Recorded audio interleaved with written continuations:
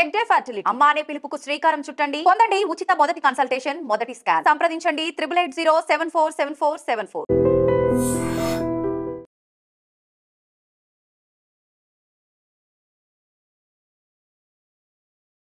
నమస్తే, welcome back to IT media. నేను మీ ఝాన్సీ. చాలా మందికి కిడ్నీస్లో స్టోన్స్ ఫామ్ అవుతూ ఉంటాయి. అసలు ఈ స్టోన్స్ ఫామ్ అవడానికి కాజెస్ ఏంటి, ఎలాంటి ఇష్యూస్ వల్ల స్టోన్స్ ఫామ్ అయ్యే అవకాశం ఉంది, అలాగే స్టోన్స్ ఫామ్ అయినప్పుడు ఎలాంటి ట్రీట్మెంట్ తీసుకోవాలా లేకపోతే జనరల్గా న్యాచురల్గా డిజాల్వ్ చేసుకునే ఇష్యూస్ ఏమైనా ఉంటాయా, ఈ విషయాలను డిస్కస్ చేద్దాం. ప్రస్తుతం మనతో ఉన్నారు urology specialist from Apollo hospital నుంచి డాక్టర్ కార్తిక్ గారు. నమస్తే అండి. నమస్తే అండి. సార్, చిన్న వాళ్ళల్లో కూడా మనం చూస్తూ ఉంటాం, అంటే యంగ్ ఏజ్లో 20స్లో 18, 20s, 15స్లో కూడా కిడ్నీలో స్టోన్స్ ఫామ్ అయ్యాయని చెప్తుంటారు. అసలు మెయిన్ ఏంటి అంటే కిడ్నీస్లో స్టోన్స్ ఫామ్ అవ్వడానికి మన ఫుడ్ హ్యాబిట్స్ ఆర్ మన లైఫ్ స్టైల్ హ్యాబిట్స్ కారణమవుతాయా? ఎందుకు వస్తాయి స్టోన్స్ అనేవి? అంటే కిడ్నీ స్టోన్స్ అనేది very common condition now days. ఇప్పుడు ఏమవుతుంది అంటే కిడ్నీ స్టోన్స్ ఫామ్ అవ్వాలంటే పేషెంట్కి స్వతహాగా బాడీలో స్టోన్ ఫార్మింగ్ టెండెన్సీ ఉండాలన్నమాట. ఉంటే వీటితో పాటు యాడ్-ఆన్స్ లాగా లైక్ లైఫ్ స్టైల్ చేంజెస్ కానీ, రీసెంట్ ఫుడ్ హ్యాబిట్స్ కానీ, లేకపోతే వాళ్ళు ఫాలో అయ్యే డైటరీ ప్యాటర్న్స్ కానీ, లేకపోతే ఇంకేమన్నా బయట వర్కింగ్ కండిషన్స్ కానీ, డీహైడ్రేషన్ కానీ, more exposure to sodium salty foods కానీ, డీప్ ఫ్రైడ్ ఐటమ్స్ కానీ ఇట్లాంటివి తీసుకోవడం వల్ల స్టోన్స్ అనేవి ఇంకా అగ్రవేట్ అవుతుంది, ఎక్కువ ఫామ్ అవుతాయి అన్నమాట. డీహైడ్రేషన్ వల్ల కూడా వస్తాయా? Yeah, definitely. డీహైడ్రేషన్ వల్ల ఏమవుతుందంటే యూరిన్ కాన్సన్ట్రేషన్ ఆఫ్ సాల్ట్స్ అవుతుంది అన్నమాట. జరిగి యూరినరీ ట్రాక్ట్లో స్టోన్స్ ఫామ్ అయ్యి ఆల్రెడీ ఉన్న స్టోన్స్ కూడా సైజ్ పెరిగే అవకాశాలు ఉంటాయి. ఓకే. యా. సో మరి ఇట్లా స్టోన్స్ ఫామ్ అవుతున్నాయని మనకు ముందుగా ప్రివెన్షన్ ఎలా తెలుస్తుంది? ఏమైనా సిమ్టమ్స్ ఉంటాయా?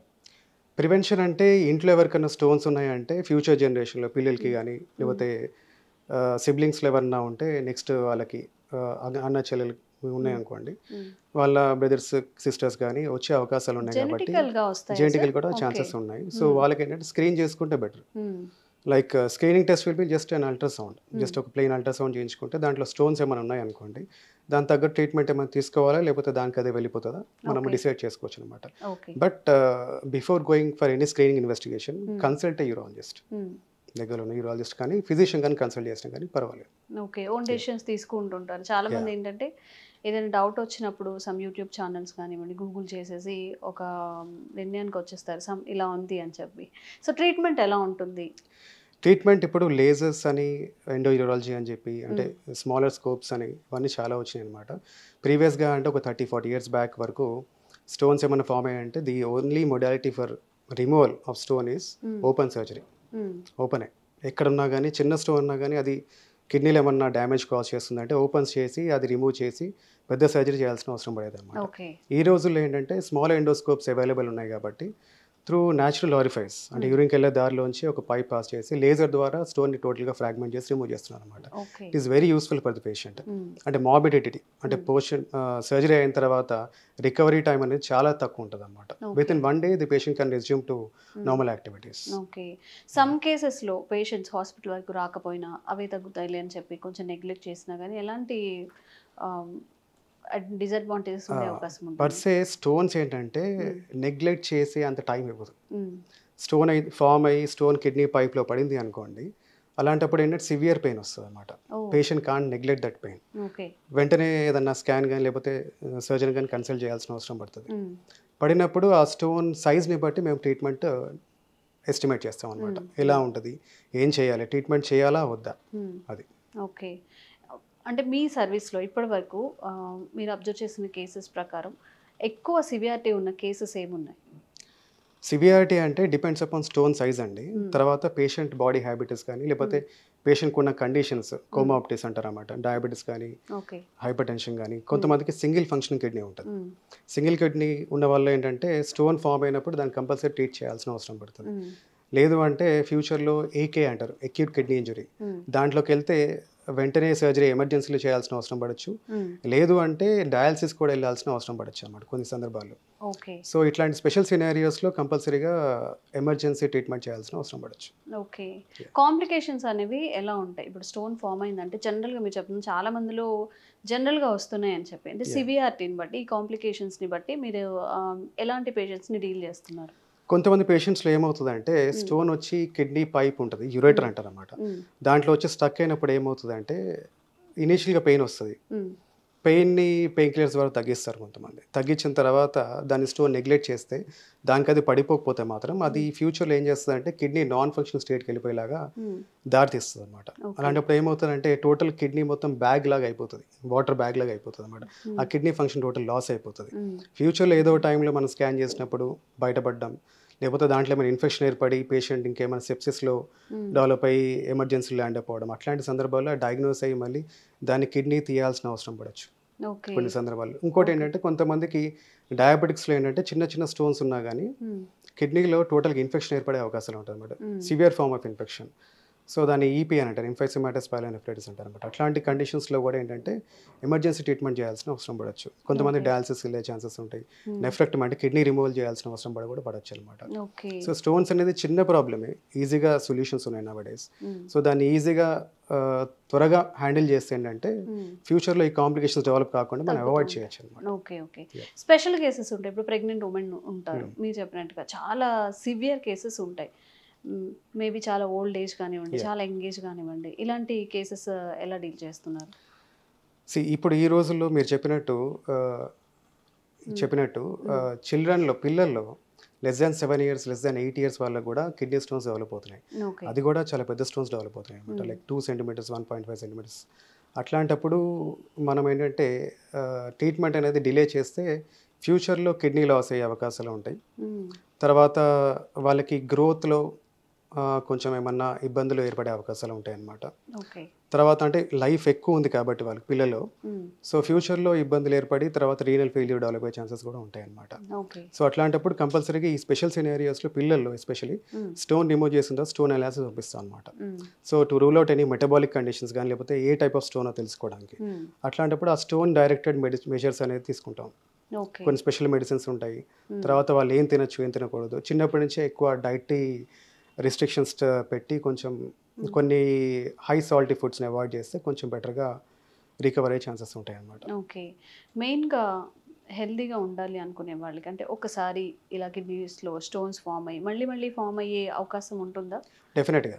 సో ఏంటంటే సర్జరీ చేసి కిడ్నీలో ఉన్న స్టోన్ రిమూవ్ చేసిన తర్వాత మేము initial follow up like 3 months, 6 months, 1 yearలో కంపల్సరీ పేషెంట్ మళ్ళీ రివ్యూకి రమ్మంటాం అనమాట, to check for in residual stones, అంటే లోపల ఏమైనా మిగిలిపోయిన స్టోన్స్ లేదా కొత్త స్టోన్స్ ఏమైనా ఫామ్ అవుతున్నాయా. ఈ 1 year పీరియడ్లో వెంటనే మళ్ళీ స్టోన్స్ ఫామ్ అవుతున్నాయా అంటే ఏంటంటే వాళ్ళకి స్టోన్ ఫార్మింగ్ టెండెన్సీ చాలా ఎక్కువ ఉన్నట్టు అనమాట. సో తొందరలో మళ్ళీ ఇంకా స్టోన్స్ ఫామ్ అయ్యి మళ్ళీ రిపీట్ సర్జరీస్ రిక్వైర్మెంట్ ఏమైనా ఉండే అవకాశాలు ఎక్కువ ఉంటాయి ఇట్లాంటి వాటిల్లో. సో యావరేజ్గా ఏంటంటే 5 years వరకు ఫాలోఅప్ చేస్తాం వాళ్ళని. ఇనిషియల్ 3 months, 6 months, 12 months, తర్వాత ఎవ్రీ ఇయర్లీ అట్లా ఫాలోఅప్ చేస్తాము with 1 plain scan, ultrasound abdomen. దాంట్లో రేడియేషన్ ఏమీ ఉండదండి, చిన్న స్కాన్ అది చేసిన తర్వాత మనకి బేసిక్ ఎస్టిమేట్ తెలుస్తుంది అనమాట. ఏమైనా ప్రాబ్లం ఉంటే మళ్ళీ ఇంకా ఫర్దర్గా వేరే స్కాన్ చేయాల్సిన అవసరం పడవచ్చు.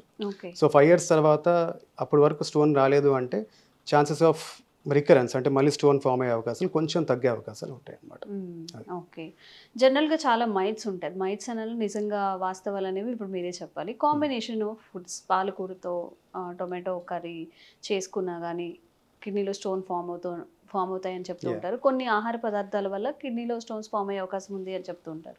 ఎలాంటి ఫుడ్స్ని మనం అవాయిడ్ చేస్తే మేబీ ఈ ఛాన్సెస్ అనేవి తగ్గుతాయి? నిజంగా అలా ఫుడ్స్ వల్ల వచ్చే ఛాన్సెస్ ఉన్నాయా? ఇది బిత్తే కాదండి, ఇది నిజమే కదా. మీరు చెప్పినంత వరకు మీరు అన్ని పాయింట్స్ కరెక్ట్గానే చెప్పారు.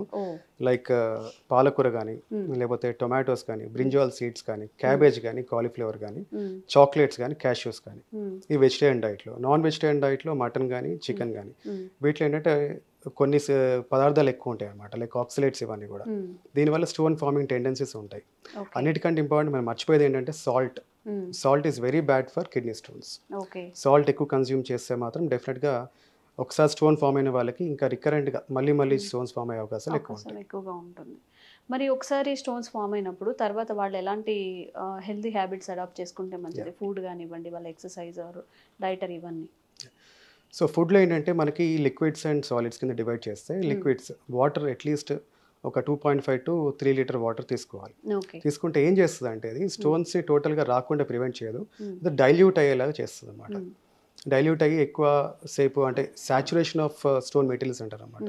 క్రిస్టల్స్ లాగా ఫామ్ అయ్యి పెద్ద పెద్ద స్టోన్స్ లాగా ఫామ్ అవుతాయి అనమాట. అవి కాకుండా అంత టైం ఇవ్వకుండా యూరిన్ ప్రొడక్షన్ ఇంక్రీజ్ అవుతుంది కాబట్టి ఫ్లష్ అవుట్ అవుతాయి అనమాట. ఓకే. సో అది సూపర్ సాచురేషన్ కాకుండా హెల్ప్ చేస్తుంది. ఎక్కువ ఫ్లూయిడ్స్ తీసుకుంటే ఫ్లూయిడ్స్ అనేది వాటర్ అనేది 2.5 to 3 లీటర్ వాటర్ తీసుకుంటే సరిపోద్ది అనమాట ఓకే. యావరేజ్గా.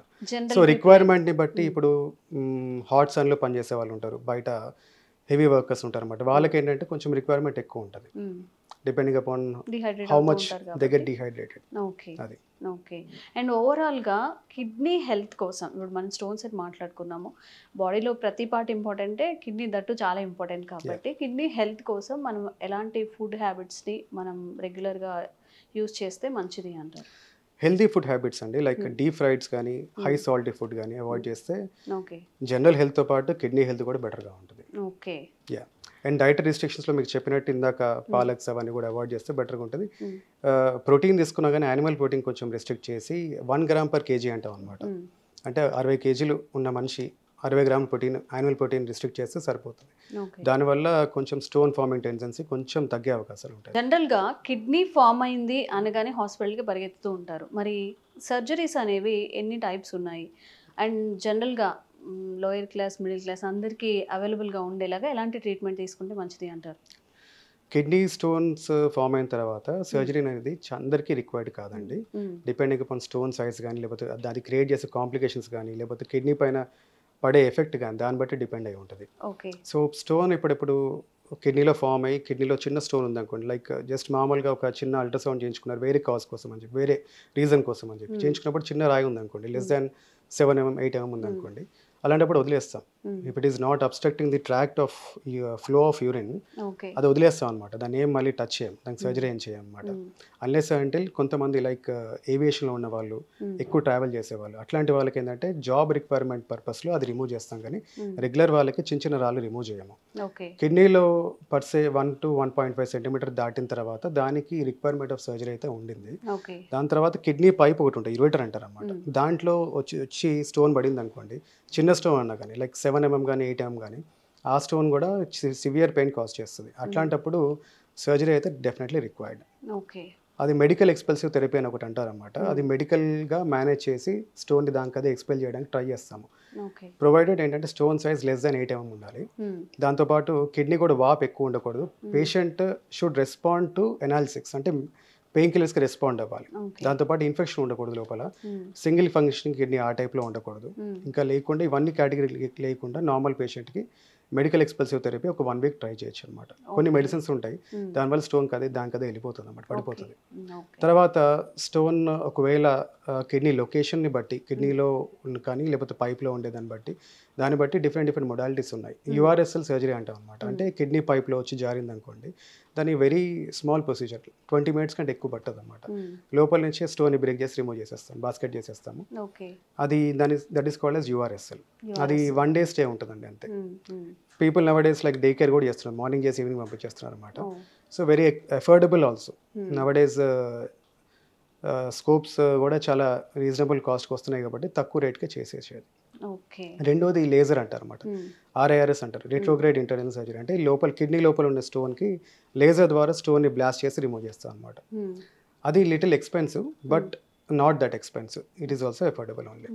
అది కూడా స్టే ఏంటంటే 1 to 2 days మాత్రమే ఉంటుంది అనమాట. There comes PCNL. PCNL అంటే ఇదివరకు అన్ని కిడ్నీ స్టోన్స్కి పైన కిడ్నీ లెవెల్లో ఉన్న స్టోన్స్కి కిడ్నీకి హోల్ చేసేవాళ్ళు అనమాట, దాన్ని PCNL అంటారు అనమాట. సో ఈ రోజుల్లో ఏంటంటే ఫ్లెక్సిబుల్ లేజర్ వచ్చిన తర్వాత ఈ PCNL స్టోన్స్ అనేది PCNL సర్జరీస్ అనేది అవాయిడ్ చేస్తున్నారు అనమాట. చేసి 2.5 centimeters 3 centimeters వరకు కూడా లేజర్ ద్వారానే తొలగిస్తున్నారు without any hole to the kidney. కానీ పెద్ద రాళ్ళకి మాత్రం కంపల్సరీ కిడ్నీకి హోల్ చేసి స్టోన్ బ్రేక్ చేసి రిమూవ్ చేయాల్సిన అవసరం పడుతుంది. కొన్ని స్పెషల్ సినారియోస్లో బాగా కిడ్నీ మొత్తం totally occupied by stone, infective stones ఉన్నా కానీ అట్లాంటప్పుడు ఏంటంటే కొన్నిసార్లు ఓపెన్ సర్జరీ కూడా అడ్వైస్ చేస్తాం. డాక్టర్ గారు ఇందాక మనం మాట్లాడుకుంటున్నట్టు స్పెషల్ సినారియోస్ ప్రెగ్నెంట్ లేడీస్లో మరి వాళ్ళకి ఎట్లా సర్జరీ సజెస్ట్ చేస్తారా? సర్జరీ చేయకుండా మెడికేషన్ త్రూ ఏమైనా అవి డిజాల్వ్ అయ్యే ఛాన్సెస్ ఉంటాయి? ప్రెగ్నెంట్ పేషెంట్స్లో స్పెషల్ కేటగిరీ కింద వస్తారండి వాళ్ళలో ఏంటంటే రెగ్యులర్గా మనము చేసే పీసీఎన్ఎల్ కానీ ఆర్ఐఆర్ఎస్ కానీ యూఆర్ఎస్ఎల్ కానీ కొంచెం జాగ్రత్తగా చేయాల్సి ఉంటుంది అన్నమాట. ఓకే. కొంతమందిలో ప్రొసీజర్ వల్ల లేకపోతే అనస్థీషియా వల్ల అబార్ట్ అయ్యే ఛాన్సెస్ ఉంటుంది, ప్రెగ్నెన్సీ లాస్ అయ్యే అవకాశాలు ఉంటాయి అన్నమాట. సో అట్లాంటప్పుడు పెయిన్ బాగా సివియర్గా ఉంటే మాత్రం స్టెంట్ వేసి మేనేజ్ చేస్తాం కిడ్నీలో. సో దాని ద్వారా ఏమవుతుందంటే కిడ్నీలో డీకంప్రెస్ అయ్యి ఇన్ఫెక్షన్ రాకుండా పెయిన్ రాకుండా హెల్ప్ చేస్తుంది. కొంతమందికి ఏంటంటే చిన్న స్టోన్ ఉంది అంటే బాస్కెట్ చేసి లేకపోతే బ్రేక్ చేసి రిమూవ్ చేసేస్తాం అనమాట. That avoids stenting. స్టెంట్ లేకుండా కూడా కొన్నిసార్లు మనం మేనేజ్ చేయొచ్చు అనమాట. పెద్ద పెద్ద రాళ్ళు ఉంటే మాత్రం స్టెంట్ వేసి ప్రెగ్నెన్సీ అయిపోయాక డెలివరీ అయిపోయిన తర్వాత రెగ్యులర్ సర్జరీ ప్లాన్ చేసుకోవచ్చు. సో నవడేస్ ఏంటంటే మనకి patients if they know that they are having kidney stones before getting pregnant and pregnancy plan చేసుకునే ముందు కూడా వాళ్ళు చెక్ చేసుకొని అది ట్రీట్మెంట్ తీసుకొని చేసుకుంటే బెటర్గా ఉంటుంది. సో కిడ్నీ స్టోన్స్ ఫామ్ అయ్యేది అందరిలో జనరల్గా జరుగుతుంది కాబట్టి సర్జరీ వరకు వెళ్ళే అంత డిసడ్వాంటేజ్ లేకపోతే అంత అవసరం ఉందా లేదా అని చెప్పి కూడా మనం చూసుకొని సర్జరీకి వెళ్ళాలని కూడా డాక్టర్ గారు చెప్తున్నారు. ఎందుకంటే మన లైఫ్ స్టైల్ డిసీజెస్ లాగా కిడ్నీలో స్టోన్స్ కూడా నవేడేస్ చాలా ఎక్కువ మందికి వస్తున్నాయి. సో మన ఫుడ్ హ్యాబిట్స్ కానివ్వండి, కొన్ని కాంబినేషన్ ఆఫ్ ఫుడ్స్ డాక్టర్ గారు ఏవైతే చెప్పారో వాటిని పాటిస్తే కొంతవరకు మనం సేఫ్ జోన్లో ఉండే అవకాశం అయితే ఉంటుంది. డెఫినెట్లీ. థ్యాంక్ యూ అండి. Thank you.